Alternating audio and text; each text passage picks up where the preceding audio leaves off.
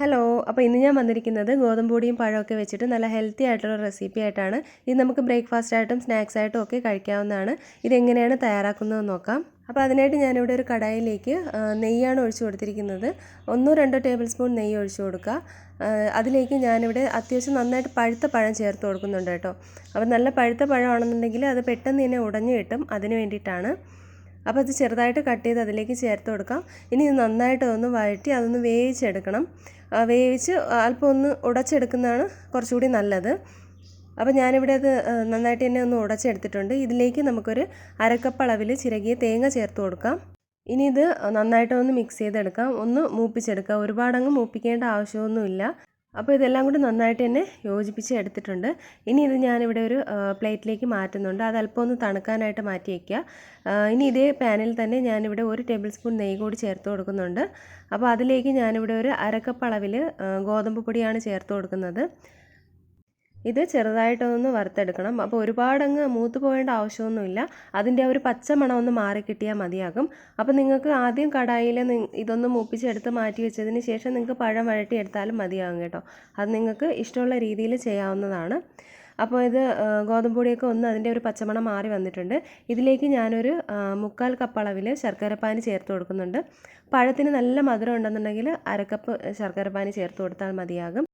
ഇനി ഇത് ശർക്കരപ്പാനിയിൽ നന്നായിട്ട് ഒന്ന് യോജിപ്പിച്ചെടുക്കാം. ഞാനിവിടെ നന്നായിട്ട് യോജിപ്പിച്ചെടുത്തിട്ടുണ്ട്. ഞാൻ എടുത്ത ശർക്കരപ്പാനി മുഴുവനായിട്ട് അതിലേക്ക് ചേർത്ത് കൊടുക്കുന്നുണ്ട്. അപ്പോൾ എല്ലാം കൂടെ നന്നായിട്ട് തന്നെ മിക്സ് ചെയ്ത് വന്നിട്ടുണ്ട്. ഇനി നമുക്കിതിലേക്ക് നേരത്തെ മാറ്റി വെച്ചിരുന്ന പഴം ഇതിലേക്ക് ചേർത്ത് കൊടുക്കാം. അപ്പോൾ സാധാരണ വെറുതെ പഴം കഴിക്കാനൊക്കെ ബുദ്ധിമുട്ടുള്ള കുട്ടികൾക്ക് ഈ ഒരു രീതിയിൽ തയ്യാറാക്കി കൊടുക്കാവുന്നതാണ്. അപ്പം നന്നായിട്ട് തന്നെ അതെല്ലാം കൂടി ഒന്നും കൂടി ഒന്ന് മിക്സ് ചെയ്തെടുക്കാം. അപ്പോൾ ഞാനിവിടെ ഇതെല്ലാം നന്നായിട്ട് തന്നെ മിക്സ് ചെയ്ത് എടുത്തിട്ടുണ്ട്. അപ്പോൾ നിങ്ങൾക്ക് വേണമെന്നുണ്ടെങ്കിൽ പഴം വഴറ്റുന്ന സമയത്ത് നിങ്ങൾക്ക് അതിൽ കാഷ്നട്ടോ ബദാമോ കിസ്മിസോ ഒക്കെ ചേർക്കാവുന്നതാണ് കേട്ടോ. ഇനി ഇതൊന്ന് തണുക്കാനായിട്ട് കുറച്ച് നേരം മാറ്റി വയ്ക്കാം. അപ്പോൾ തണുത്തതിന് ശേഷം കയ്യിൽ അല്പം നെയ്യോ അതല്ലെന്നുണ്ടെങ്കിൽ വെള്ളം ആയാലും മതി, കുഴപ്പമൊന്നുമില്ല. അത് കയ്യിൽ ഇത് ഒട്ടിപ്പിടിക്കാതിരിക്കാൻ വേണ്ടിയിട്ടാണ്. അത് ഉരുട്ടിയെടുക്കുക. ഒന്നുകിൽ ബോൾ ഷേപ്പിൽ ഉരുട്ടിയെടുക്കുക, അല്ലെന്നുണ്ടെങ്കിൽ ഇതുപോലൊരു കട്ട്ലറ്റിൻ്റെ ഷേപ്പിലൊന്ന് പരത്തിയെടുത്താൽ മതിയാകും. അത് നിങ്ങൾക്കും ഓരോരുത്തർക്കും താല്പര്യമുള്ള രീതിയിൽ ചെയ്തെടുക്കാവുന്നതാണ്. നമ്മൾ ആദ്യം ഗോതമ്പ് പൊടി മൂപ്പിച്ചെടുത്തല്ലോ, അപ്പോൾ നന്നായിട്ട് തന്നെ മൂപ്പിച്ചെടുക്കുകയും അതിനുശേഷം ശർക്കര പാനിയിൽ നന്നായിട്ട് തന്നെ വഴറ്റിയെടുക്കുകയൊക്കെ ചെയ്യുകയാണെന്നുണ്ടെങ്കിൽ ഈ ഒരു സ്റ്റേജിൽ നമുക്ക് കഴിക്കാവുന്നതാണ്. ഇത് ഞാനിവിടെ ഒന്നും കൂടെ ഒന്ന് വേവിച്ചെടുക്കുകയാണ്.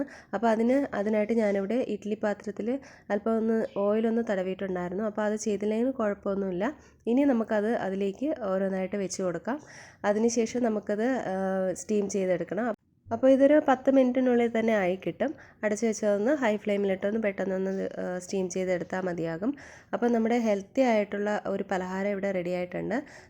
ഇതിപ്പോൾ കാണുമ്പോൾ അല്പം നനവ് പോലെ തോന്നും, പക്ഷേ തണുക്കുമ്പോൾ നന്നായിട്ട് തന്നെ അത് ടൈറ്റ് ആയിക്കോളും, കുഴപ്പമൊന്നുമില്ല. അപ്പോൾ നല്ല ഹെൽത്തി ആയിട്ടുള്ള ഒരു പലഹാരമാണ്. എല്ലാ പേർക്കും കഴിക്കാവുന്ന ഒരു ടേസ്റ്റി ആയിട്ടുള്ള ഒരു വിഭവമാണ്. അപ്പോൾ എല്ലാ പേരും ഇതൊന്ന് ട്രൈ ചെയ്ത് നോക്കാം. നല്ല സോഫ്റ്റാണ് കേട്ടോ, ഉൾഭാഗമൊക്കെ നന്നായിട്ട് സോഫ്റ്റായിട്ട് തന്നെയാണ് ഇരിക്കുന്നത്. ട്രൈ ചെയ്ത് നോക്കിയിട്ട് കമൻറ്റ് ചെയ്യാൻ മറക്കരുത്. ഇഷ്ടമായ ലൈക്ക് ചെയ്യാനും ഷെയർ ചെയ്യാനും ചാനൽ സബ്സ്ക്രൈബ് ചെയ്യാനും മറക്കരുത്. പുതിയ റെസിപ്പി ആയിട്ട് നമുക്ക് വീണ്ടും കാണാം. അതുവരേക്കും എല്ലാവർക്കും ബൈ. താങ്ക്